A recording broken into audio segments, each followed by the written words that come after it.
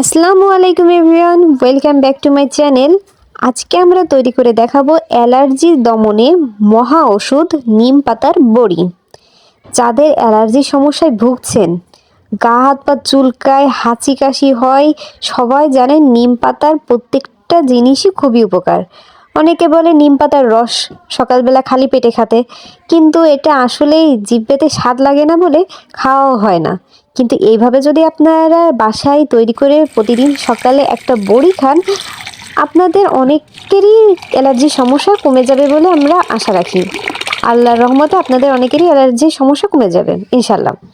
তা দেখুন কিভাবে আমরা তৈরি করি। প্রথমে গাছের কচি নিম পাতাগুলো আমরা নিয়ে এসেছি এবং এটাকে ভালোভাবে পরিষ্কার করে নিচ্ছি যাতে কোনো ময়লা বা কোনো পোকা না থাকে।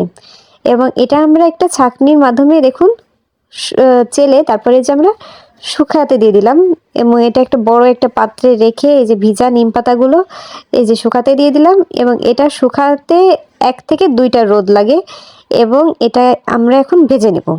প্রথমে কড়াইটাকে গরম করতে দিয়ে দিয়েছি এবং যে শুকনা নিম পাতাগুলো আছে যেটা আমরা রোদে শুকিয়ে নিয়েছিলাম সেটাকে আমরা এপাশ ওপাশ করে ভেজে নেব। এর ভিতর তেল কিছুই দেওয়া লাগবে না, শুধু খালি কড়াইতে দিয়ে নাড়াচাড়া করে নিলেই হবে। এরপর দেখুন আমরা এটাকে একেবারে ভেঙে নিচ্ছি। আপনারা যদি এ পর্যায়ে ব্লিন্ডার করতে চান তাও করতে পারেন, কোনো অসুবিধা নেই। আমরা হাত দিয়ে চেপে করে ভেঙে নিচ্ছি এবং এটা একেবারেই কড়কড়ে হয়।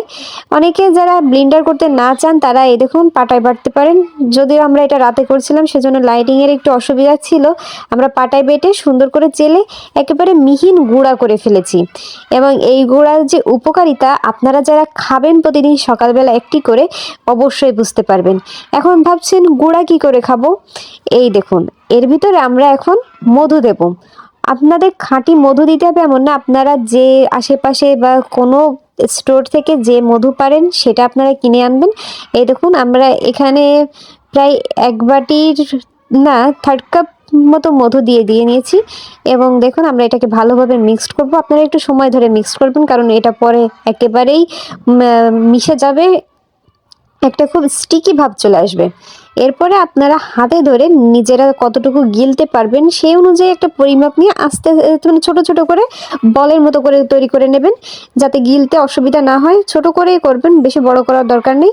এবং প্রতিদিন সকালে বা রাতে একটা করে খাবেন, দেখবেন অনেকেরই এটা খেয়ে বিশেষ করে আমাদের পরিবারের সকলেরই অ্যালার্জির সমস্যা অনেকটাই কমে গেছে এবং এটা আপনারা অবশ্যই সংরক্ষণ করে রাখতে পারবেন। এই যে আমি যে কয়টা বানিয়েছি আমি 1 সপ্তাহের মতো সংরক্ষণ করে রাখতে পারবো এবং এরপরে আর একবার তৈরি করে নেব।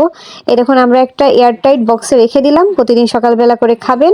আপনারা এটা তৈরি করে দেখতে পারেন এবং ভিডিওটি ভালো লাগলে লাইক, শেয়ার এবং সাবস্ক্রাইব করে পাশে থাকবেন। Thank you.